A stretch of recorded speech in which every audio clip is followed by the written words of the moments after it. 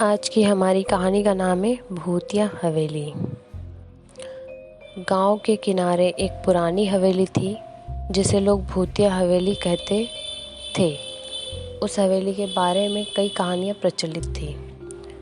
कहते थे कि रात के समय वहां से अजीब अजीब आवाज़ें आती थी और कई लोग जो उस हवेली के पास गए वे वापस नहीं लौटे।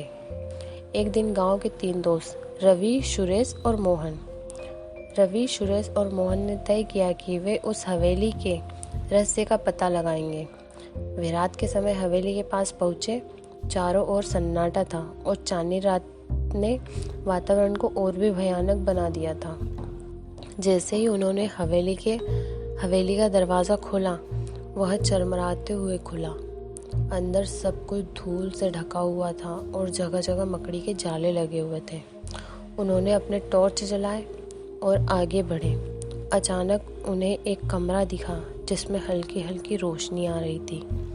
वे तीनों डरते डरते उस कमरे के पास पहुंचे और दरवाजे को खोला। अंदर का दृश्य देखकर उनकी सांसें रुक गई। कमरे के बीचों बीच एक पुरानी कुर्सी पर एक बूढ़ी औरत बैठी थी। उसके बाल बिखरे हुए थे और आंखें बड़ी बड़ी थी। वह उन्हें घूर रही थी। रवि ने हिम्मत जुटाकर पूछा, आप कौन है? बूढ़ी औरत ने धीरे धीरे कहा, मैं इस हवेली की मालकिन हूँ। मेरे पति और बच्चे सालों पहले मर गए थे और तब से मैं यहाँ अकेली हूँ। लोग मुझे भूल गए पर मैं नहीं भूल पाई। मैं इंतज़ार कर रही थी कि कोई आए और मुझे मुक्त करे। इतना कहते ही वह औरत धीरे धीरे गायब हो गई।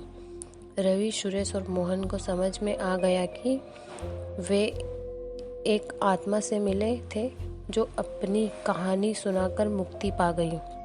वे भागते हुए हवेली से बाहर निकले और अगले दिन गांव वालों को यह बात बताई। उसके बाद से वह हवेली शांत हो गई और गांव वालों ने उसे फिर कभी भूतिया हवेली नहीं कहा। क्या आपको कहानी पसंद आई?